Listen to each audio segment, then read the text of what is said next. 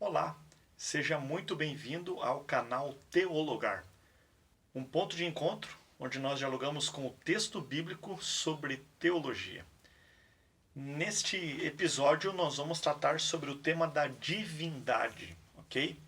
No último vídeo nós falamos sobre a Bíblia, a palavra de Deus, e colocamos ali a ideia, os conceitos com relação à revelação, à inspiração, à iluminação, bem como o princípio, o pressuposto fundamental de que a Bíblia é a nossa única regra de fé e prática. Se porventura você não assistiu esse vídeo, dê um pause aí e retorne então para o vídeo número 1, para que você possa acompanhar desde o início aí o raciocínio que nós estamos construindo ao longo desta nova série, ok? E hoje então nós vamos falar sobre a divindade, sobre Deus. E em primeiro lugar, nós precisamos entender que Deus, ele não pode ser estudado, ele não é um objeto de estudo, ele não pode ser examinado, muito menos compreendido plenamente, ok? Então, nós só conhecemos Deus porque Ele se revelou a nós. Pela capacidade humana seria impossível conseguir chegar até Deus, chegar a uma compreensão de Deus. Mas, através daquilo que diz o Salmo 19, verso 1, nós entendemos que a natureza, que as obras das mãos de Deus, a criação, ela nos revela muito sobre Deus. Então, nós temos aí a natureza como um livro aberto, onde nós podemos perceber os detalhes e percebermos que há um Criador. E nós também temos a palavra de Deus que nos revela o seu plano, revela quem Ele é e qual a sua relação com os seres humanos. Então, hoje nós vamos estudar um pouquinho sobre Deus. Essa é a crença, nós vamos abarcar aqui neste vídeo a crença número 2, que é a crença da trindade ou triunidade, a divindade, né, de Deus. E também nós vamos estudar aí a crença número 3, 4 e 5, que fala sobre Deus, o Pai, Deus, a pessoa de Jesus Cristo, e Deus na pessoa do Espírito Santo, ok? E para a gente começar aqui o nosso estudo, eu quero convidar vocês para abrirem a Bíblia em Gênesis, no capítulo 1, ok? Capítulo 1, nós vamos ao primeiro livro da Bíblia e aos primeiros versos da Bíblia, ok? Você já deve conhecer esse texto já de cor, né? Mas a gente vai ler, eu vou ler aqui na nova versão internacional, ok? Ela é um pouquinho diferente, mas a gente vai entender que é o mesmo significado, ok? Então, Gênesis, capítulo 1, verso 1 e 2, na nova versão internacional, lemos o seguinte: No princípio, Deus criou os céus e a terra. Era a terra sem forma e vazia. Trevas cobriam a face do abismo, e o Espírito de Deus se movia sobre a face das águas. Bem, esse texto nos diz que no princípio criou Deus, ou Deus criou os céus e a terra, e tudo o que existe foi criado por Ele. A primeira informação que nós temos importante com relação a Deus é de que Ele é o Criador. As coisas existem porque Ele criou. Agora, algo bastante interessante é justamente o que nós encontramos no original hebraico, ok? Este verso 1, no princípio criou Deus os céus e a terra, em hebraico é Bereshit bara Elohim et hashamayim vet haaretz. No princípio, Bereshit criou Deus. Tá? No princípio criou Deus. Bereshit bara criou Elohim, Deus. É curioso nós observarmos que a palavra traduzida como Deus para o português, a palavra Elohim, que é o título de Deus, né? Deus é um título, o título dessa divindade, ele aparece no plural. Em hebraico, nós temos a palavra Eloá, que é o singular. E aí, então, nós temos a palavra plural Elohim. Toda palavra em hebraico que termina em im significa um plural. No entanto, em hebraico, nós temos dois tipos de plurais. O plural dual, que são pares, e também o plural comum, ok? O plural dual, ele serve para coisas que se manifestam em pares na natureza e também no universo. Vou dar um exemplo para vocês. A palavra Jerusalém em hebraico é Yerushalayim. Você percebeu que a terminação é diferente? Ao invés de im, termina com ain. Essa terminação é a terminação dual. Então, Yerushalayim é o plural dual. Por que dual? Porque nós sabemos que existem duas Jerusalém. A Jerusalém que existe aqui na Terra, mas existe uma nova Jerusalém, uma Jerusalém que transcende aqui a nossa existência, que transcende o nosso planeta. É o lugar que Deus está preparando para os seus filhos. Logo, Jerusalém vem na Bíblia em hebraico como um plural dual. Mas, pastor, por que é importante a gente entender isso? O que tem a ver esse negócio de hebraico, de plural dual, plural simples? Bem, entenda. A palavra Elohim, ela vem no plural. Alguns dizem que ela vem no plural por se tratar de um plural majestático. Como a gente diz para uma autoridade, Vossa Senhoria, Vossa Excelência, um plural majestático, um plural de tratamento. No entanto, dizer isto é praticamente um anacronismo, porque nós estamos lendo o texto bíblico com lentes mais modernas, onde existe este plural majestático. Mas nos tempos bíblicos, isto não acontecia. Então, ao a Bíblia trazer o nome de Deus, né, o título Deus, como um plural, isso nos ensina algumas coisas, nos revela algumas coisas bem importantes. Como, por exemplo, a pluralidade de Deus. Vocês repararam que eu tenho dito que Deus é um título? Pois bem, Deus é um título. Deus não é um nome, Deus é um título. E há na Bíblia 3 pessoas distintas, coeternas, iguais em poder e existência, natureza, essência, elas são iguais, elas estão em pé de igualdade. E essas 3 pessoas recebem o título de Deus, ok?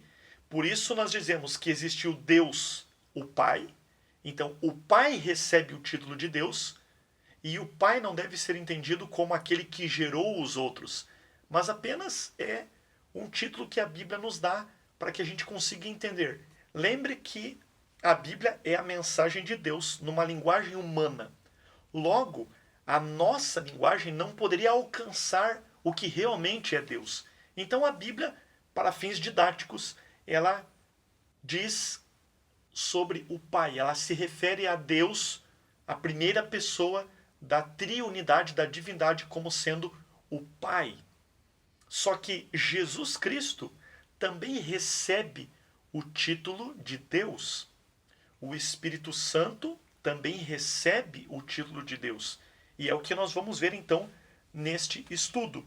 Um outro texto bastante importante é o texto e que confunde muitas pessoas, é o texto de Deuteronômio, capítulo 6, verso 4. Eu quero convidar você também para a gente ler esse texto. Eu vou ler aqui também na nova versão internacional, ok? Mas se você puder, acompanhe aí na sua Bíblia, na sua versão também. E se não puder, pelo menos anote, né, esses textos para que você possa depois procurar na sua Bíblia e acompanhar também, fazer as anotações.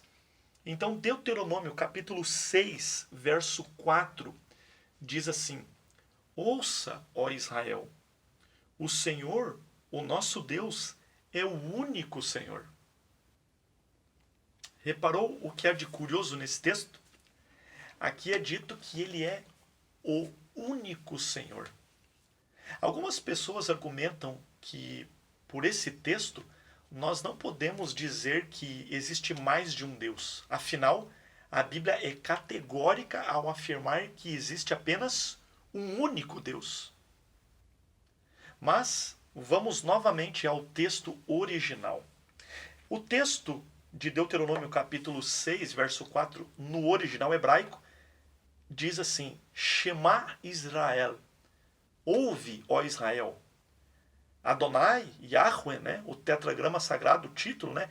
Yahweh Eloheinu, o Senhor nosso Deus, Adonai Echad, é o único Senhor. Então, Adonai Eloheinu, o Senhor nosso Deus, Adonai Echad, é o único Senhor. A palavra traduzida como único na Bíblia, aqui, é Echad. E Echad significa único. Porém, existe uma outra palavra que também significa único, ou que é a palavra Yahid. Então nós temos duas palavras, a palavra Yahid e a palavra Echad. No entanto, a palavra Yahid é um numeral, é uma palavra que significa único, mas ela significa em termos de quantidade, ok? Quando eu quero dizer uma Bíblia, esta é uma Bíblia, obviamente eu vou usar a palavra Yahid, porque é uma. Agora, quando a Bíblia usa o termo Echad, esse termo é diferente de Yahid. Ele não significa ele em quantidade. Ele significa em qualidade. Ele é qualitativo. E ele pode significar também uma unidade composta. Por exemplo, uma família é uma, mas ela é formada por mais de uma pessoa, correto? Numa família, por exemplo, aqui em casa, somos a minha filha, a minha esposa e eu. Nós somos uma família, mas esta família é composta por 3 pessoas. Você entende a diferença? Não é uma pessoa. São 3 pessoas, mas que juntas formam uma família. E a palavra Deus aqui, a palavra que foi traduzida como único Senhor, como único Deus, é a palavra Echad, que significa único, mas não quantitativo, mas sim qualitativo, dizendo que só existe um único Deus que é verdadeiro. E qual é o único Deus verdadeiro? Existem outros deuses, até mesmo porque Deus diz: não farás imagens de outros deuses, não terá outros deuses diante de mim. Então, existem outros deuses que são cultuados, mas um único Deus, que é o Deus verdadeiro. Por isso ele usa esta palavra, para qualificar o Deus do céu, o Deus Yahweh, o Deus de Israel, como sendo o único Deus verdadeiro. Você conseguiu perceber essa diferença? Isto é bastante importante. Agora vamos ver se existe então essa pluralidade aqui em Deuteronômio capítulo 6, verso 4, que nós lemos agora, e essa pluralidade em Gênesis 1. Vamos ver então quem são essas pessoas que recebem o título de Deus, ok? Veja, a Bíblia é muito clara ao falar sobre o Pai, sobre Jesus, sobre Deus o Pai. Mas eu quero ler com vocês um texto que nos mostra as 3 pessoas juntas, ok? Então vamos à Bíblia novamente. Mateus capítulo 28. Ou melhor, primeiramente, Mateus capítulo 3. Depois nós vamos ler Mateus 28 também. Mas eu quero começar aqui com este evento bastante significativo em Mateus capítulo 3, ok?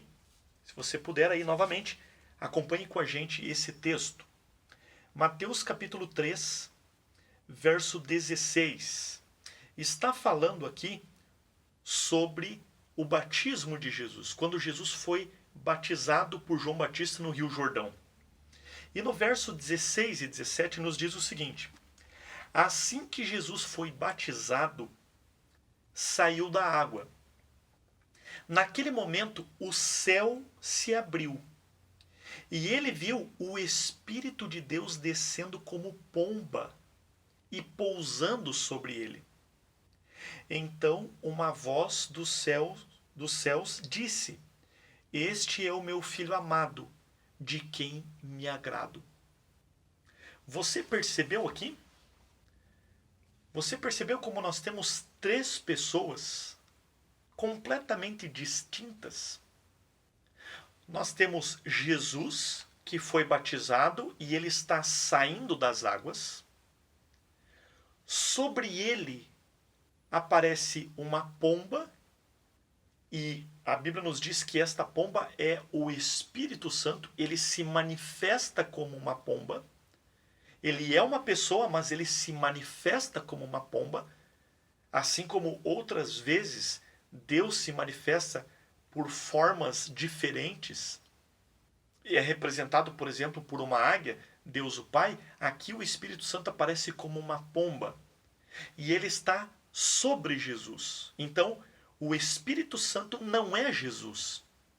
Jesus está saindo da água e a pomba está sobre Jesus. Então, os dois não podem ser a mesma pessoa, como alguns alegam. E do céu é ouvida uma voz. Esta é a voz do Pai. E esta voz diz: este é o meu filho amado, de quem me agrado. Você percebeu? Jesus está saindo das águas. O Espírito Santo está sobre ele. E do céu, lá no céu, Deus o Pai está falando sobre Jesus. Então são três pessoas em três lugares diferentes e fazendo três coisas diferentes. Então, Jesus não é o Pai. Jesus não é o Espírito Santo. O Espírito Santo não é Deus o Pai. E o Espírito Santo não é Jesus. Estes são três pessoas diferentes, são distintas, ok? Então, este texto é um texto fundamental quando nós queremos perceber, quando nós estudamos esse assunto da divindade, da triunidade, ou como nós chamamos popularmente de trindade. Nós temos aqui um texto muito claro. Há um outro texto também bastante claro, que é Mateus 28. Agora sim, vamos até Mateus capítulo 28. E eu vou ler novamente aqui, na Nova Versão Internacional, é a Bíblia que eu estou usando neste episódio aqui. É dito o seguinte, Mateus capítulo 28, verso 19. Jesus está falando com os seus discípulos pouco tempo antes de partir. E ele diz assim, verso 19, Mateus 28, verso 19. Portanto, vão e façam discípulos de todas as nações, batizando-os em nome do Pai e do Filho e do Espírito Santo. Você percebe? A Bíblia está dizendo aqui que aquele que é batizado, que firma uma aliança com Deus, ele deve ser batizado no nome do Pai e do Filho, ou seja, no nome do Filho e do Espírito, ou seja, no nome do Espírito também. Então, o Pai, o Filho e o Espírito Santo, eles aparecem novamente aqui distintos. E é dito aqui que aquele que é batizado deve ser batizado em nome do Pai, em nome do Filho e em nome do Espírito. Veja, a palavra grega aqui que aparece como nome é a palavra onoma, ok? E esta palavra, ela se refere a não a coisas. Principalmente nesse texto aqui, ele está apontando para 3 pessoas distintas. Você entende? Uma força não tem um nome. Algo que é abstrato não recebe um nome. Mas coisas materiais, estes sim recebem nomes. Então, Deus, em nome de Deus, em nome de Jesus e em nome do Espírito Santo. Alguns alegam que o Espírito Santo seja uma força ativa. Ela é a força ativa de Deus, por exemplo. Mas como nós iríamos entender esse texto?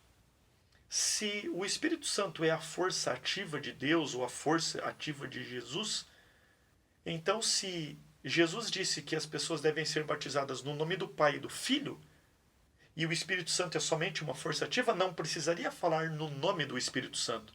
Porque uma vez que as pessoas fossem batizadas em nome de Deus e de Jesus, automaticamente o Espírito estaria incluído nessa história. Mas não, Jesus, ele deixa muito claro de que são 3 pessoas diferentes, ok? Eu quero ler com vocês também alguns textos agora referentes a Jesus e ao Espírito Santo, ok? Nós não vamos ler muitos textos, eu quero ler poucos textos com vocês, mas que fique claro, textos que sejam claros com relação à divindade de Jesus e à divindade do Espírito Santo. Eu poderia, por exemplo, aqui citar com relação a Jesus o texto no Evangelho de João, que diz que Jesus, que ele e o Pai são um. Você conhece esse texto? Há tantos outros textos que nós poderíamos usar, né? O monogenese, ele é o único do gênero, ele é inigualável, ele é o unigênito do Pai. E unigênito não significa um ser criado, mas significa o único daquele gênero, ok? Porque ele é o único Deus e humano ao mesmo tempo. Poderíamos usar muitos textos, mas eu quero ler com vocês o texto que para mim é bastante claro. Está no Evangelho de João, no capítulo 1. Então, abra lá a sua Bíblia também. Em João, capítulo 1, nós vamos ler aqui a partir do verso 1, ok? Versos 1 a 3. A Bíblia diz assim: no princípio era aquele que é a palavra, ou, provavelmente na sua versão, no princípio era o verbo. É a mesma ideia. Ele estava com Deus e era Deus. Ele estava com Deus no princípio. Todas as coisas foram feitas por intermédio dele, e sem ele nada do que existe teria sido feito. Então João está revelando que o agente criativo, aquele que criou o ser humano, foi Jesus. E é interessante porque quando nós vamos a Gênesis 1, verso 1, lá é dito: no princípio criou Deus os céus e a terra. No entanto, a palavra traduzida como no princípio é a palavra hebraica Bereshit. E Bereshit, curiosamente, pode ser traduzido como no princípio, como está na maioria das Bíblias, mas também pode ser traduzido como por meio do líder, por meio do cabeça, por meio do primogênito. Então, nós podemos fazer uma leitura de Gênesis 1:1 da seguinte forma: por meio do líder, por meio do cabeça, por meio do princípio, Deus criou os céus e a terra. E João identifica este princípio, este cabeça, esse líder como sendo Jesus. Em outras palavras, nós podemos entender naturalmente que o Gênesis 1:1, numa releitura à luz do Novo Testamento, poderia ser feita assim: por meio de Jesus, criou Deus os céus e a terra. Essa leitura está em harmonia com João, capítulo 1, e também com Colossenses, capítulo 1, a partir do verso 15. Então, ele é o princípio, ele é aquele que dá princípio, que origina a criação de Deus. Como é dito em Colossenses 1. Então, aqui é um texto muito claro. Jesus é Deus. Ele é este verbo. Ele é esta palavra. E lá no verso 14 diz assim: aquele que é a palavra tornou-se carne e viveu entre nós. Vimos a sua glória. Glória como do unigênito, do único do gênero, vindo do Pai, cheio de graça e de verdade. Então perceba, esse texto ele é categórico em dizer que Jesus é Deus. E eu quero ler apenas mais um texto falando também sobre Jesus, mas agora o texto de Filipenses.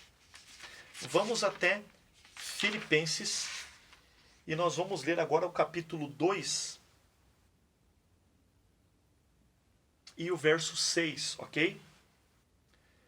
Filipenses capítulo 2, verso 6. Na minha versão eu leio o seguinte. Vamos ler a partir do verso 5 também, ok? Então, Filipenses 2, versos 5 e 6. Diz assim: seja a atitude de vocês a mesma de Cristo Jesus, que, embora sendo Deus, não considerou que o ser igual a Deus era algo a que devia apegar-se. E depois ele diz que ele se esvaziou. Em uma outra versão diz ele não usurpou o ser igual a Deus. Ou seja, era dele, era natural dele. Ele era igual a Deus, ele é igual a Deus. Aqui há duas palavras bastante interessantes que merecem nossa consideração. A primeira palavra é justamente a palavra igual, é a palavra isa, ok? Isa, de isos. Isateu aparece no original grego. Então, essa palavra isa, da raiz isos, significa literalmente igual. Exatamente igual. Ok? A outra palavra é a palavra forma, que em grego é a palavra morfê, que não significa apenas uma forma exterior, mas uma essência, a natureza. Então ele diz que Jesus tinha a mesma natureza de Deus. Tudo o que Deus é, Jesus é. Toda a essência de Jesus toda a essência de Deus, está em Jesus. Colossenses também nos diz que em Jesus habita corporalmente toda a plenitude da divindade. Ou seja, tudo que Deus o Pai é, Jesus também é. Agora eu quero falar sobre o Espírito Santo. E nós vamos ler aqui também 2 textos apenas sobre o Espírito Santo, mas são textos extremamente claros que não deixam nenhuma dúvida, nenhuma sombra de dúvida sobre quem é o Espírito Santo. O primeiro texto é Jó, capítulo 33. Nós vamos ler aqui o verso 4, ok? Jó, capítulo 33, verso 4. E nós lemos o seguinte: o Espírito de Deus me fez, o sopro do Todo-Poderoso me dá vida. Olha que interessante esse texto. O Espírito de Deus me fez, o sopro do Todo-Poderoso me dá vida. Mais uma vez, indo para as línguas bíblicas, a palavra traduzida como Espírito de Deus, ou a expressão traduzida como Espírito de Deus, é a palavra Ruach Elohim.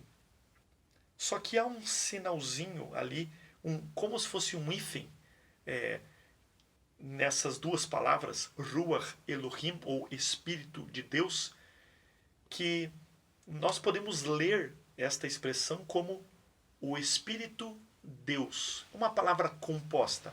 O Espírito Deus, ou então o Deus Espírito. Esse Espírito de Deus é uma tradução, é uma possibilidade, mas a possibilidade mais forte, mais aceitável nessa forma gramatical é o Deus Espírito, ou o Espírito Deus. E ele está sendo muito categórico em falar sobre o Espírito Santo. Quando nós vamos a Gênesis 1, 2, como nós lemos no início, diz que o Espírito de Deus pairava, ele agitava por sobre as águas, ou seja, ele era ativo neste processo de criação também. Ok?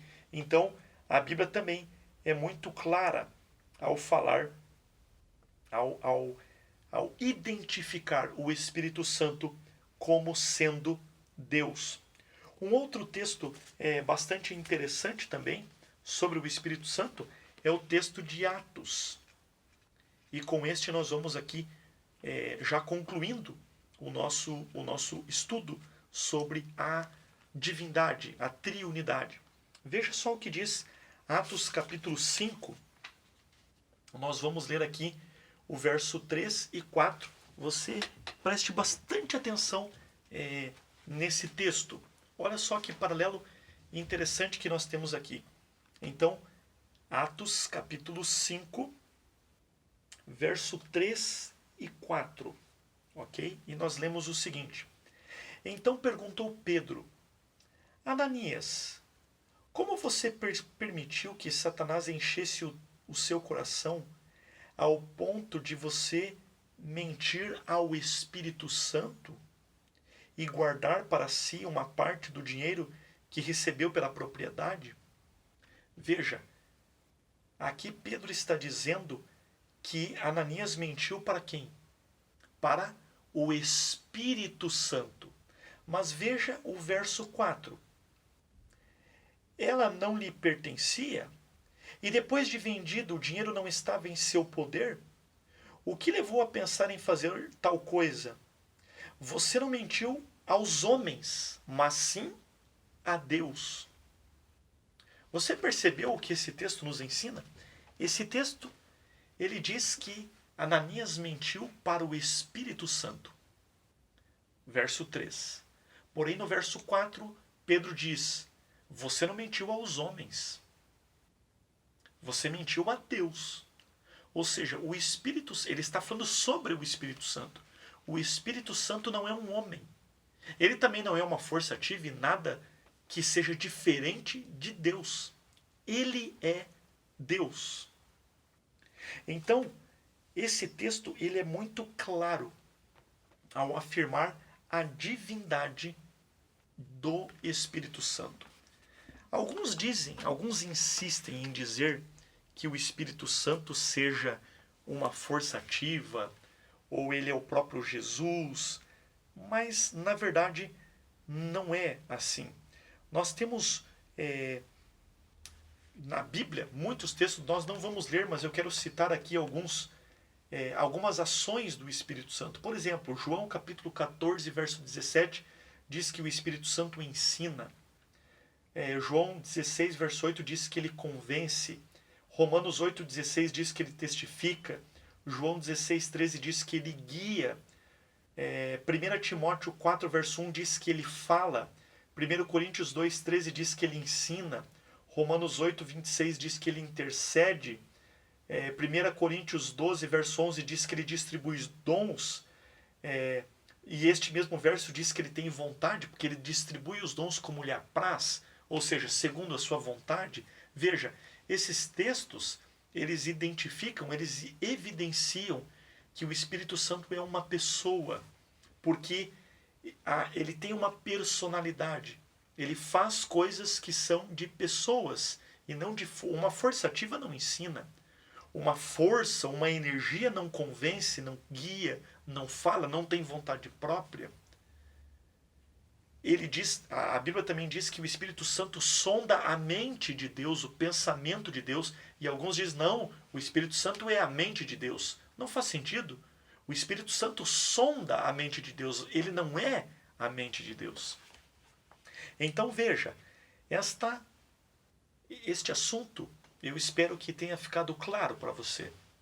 É óbvio que este vídeo ele não tem o objetivo de ser um tratado completo e complexo sobre a divindade, mas pelo menos para que você entenda de uma forma simples e mais sintética, mais resumida, sobre o Espírito, sobre Jesus e sobre Deus, sobre essa triunidade, ok? Eu gostaria aqui de ler alguns textos de Ellen White e com isso nós vamos finalizar, ok? Falando sobre o Espírito Santo no livro Desejado de Todas as Nações, página 171. Ellen White diz assim: ao pecado só se poderia resistir e vencer por meio da poderosa operação da terceira pessoa da divindade, a qual viria não com energia modificada, mas na plenitude do divino poder. É o Espírito Santo que torna eficaz o que foi realizado pelo Redentor do mundo. Veja, ela é muito clara ao afirmar que o Espírito Santo é uma pessoa e também é Deus, é divino.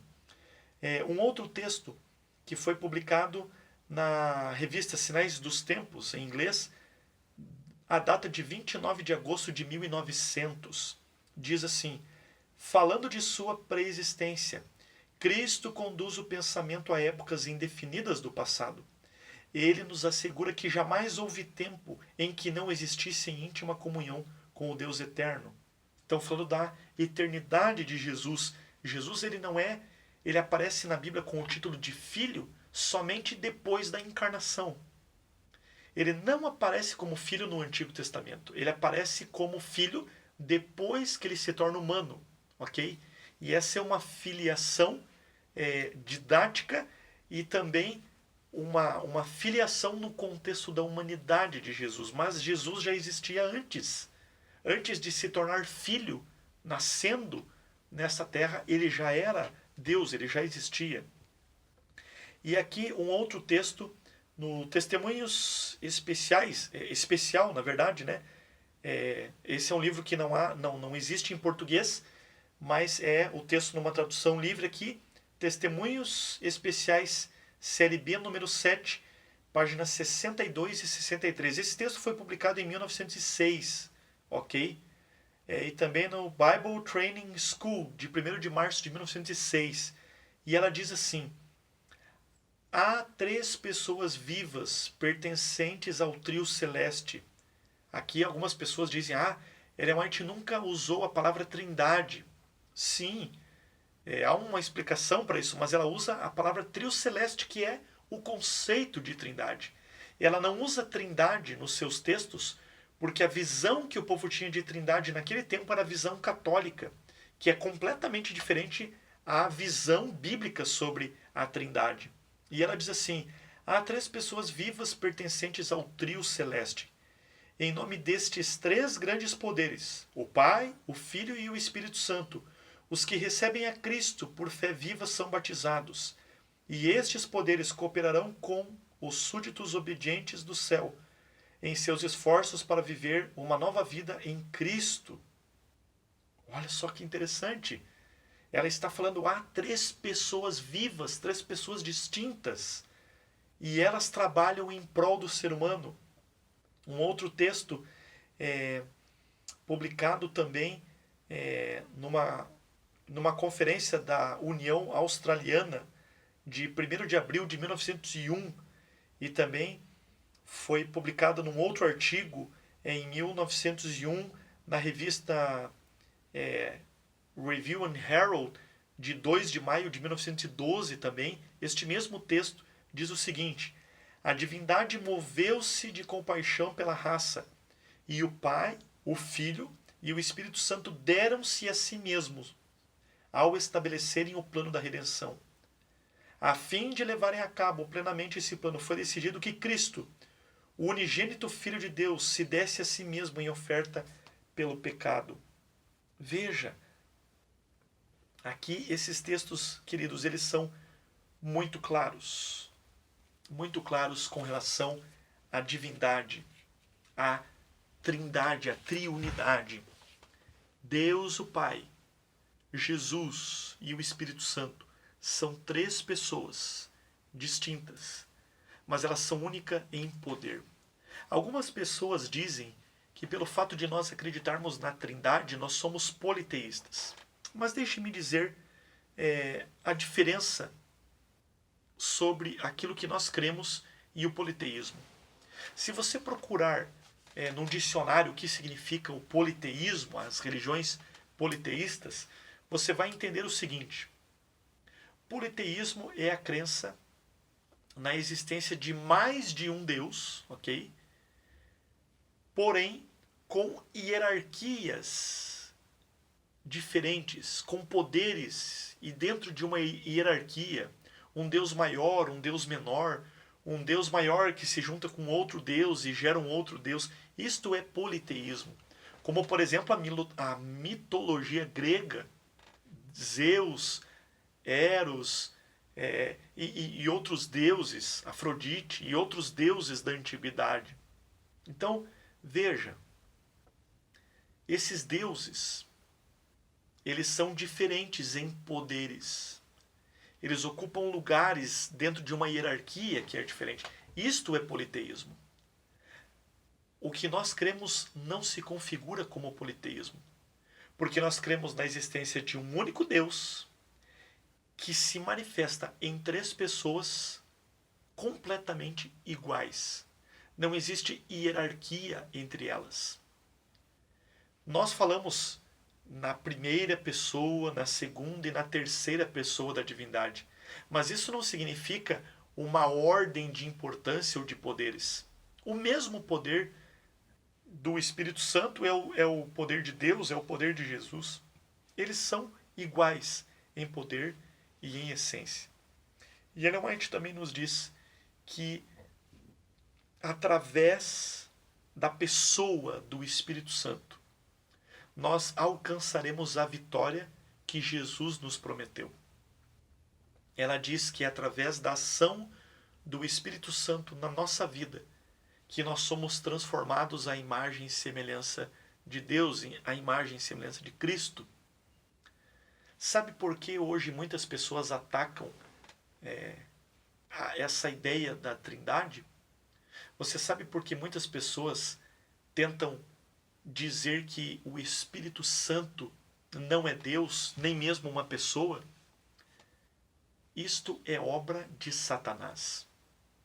Satanás sabe que o Espírito Santo, o Deus que está conosco hoje, o Espírito Santo, ele nos convence do pecado, da justiça e do juízo. Ou seja, o Espírito Santo desempenha um papel fundamental na nossa salvação. Jesus Cristo está no santuário celestial, diante de Deus intercedendo por nós. Porém, é o Espírito Santo que trabalha conosco para nos convencer do pecado e nos levar para mais perto de Deus e aceitarmos a salvação. Então, alguém que repele o Espírito Santo, que não crê no Espírito Santo, ele está se colocando numa situação muito complicada. Porque é o Espírito Santo que convence do pecado. E se você não crê no Espírito Santo, como você vai se convencer do pecado? Como você vai buscar Jesus? Então, queridos, eu faço um apelo para você. Nós aqui entendemos que Deus, ele é um Deus triuno. O Pai, o Filho e o Espírito Santo. E os três trabalham em prol da nossa salvação. O Espírito Santo leva até Jesus os nossos pedidos de perdão, a nossa confissão. Jesus, então, ele embala essa nossa confissão, esse nosso pedido de perdão com o seu próprio sangue e apresenta diante do Pai. E pelo sangue de Cristo, pela obra do Espírito Santo, Deus o Pai concede o perdão. O meu apelo para você, o apelo da Bíblia para todos nós, é que a gente creia em Deus, o Pai, o Filho e o Espírito. Aceite a obra deles em nosso favor. E que a gente, através do estudo da Bíblia, através da comunhão, a gente se aproxime cada vez mais do Espírito Santo Ele habita em nós e Ele quer nos transformar. Ele nos quer tornar cada vez mais parecidos com Jesus, para que um dia nós possamos morar com Deus, o Pai, para todo sempre. Que você aceite esta obra, aceite Deus como Ele é. Ele também é um mistério. Nem tudo nós conseguimos entender, compreender e até mesmo explicar. Mas aquilo que a Bíblia, que a inspiração nos revela, que a gente aceite e busque ter comunhão com esta divindade que trabalha em prol da nossa salvação. Que Deus abençoe muito você, a sua família e até o nosso próximo vídeo, onde nós vamos continuar falando sobre as nossas crenças, né? Aumentando a nossa crença nos fundamentos da Bíblia. Que Deus abençoe muito você e até o nosso próximo vídeo.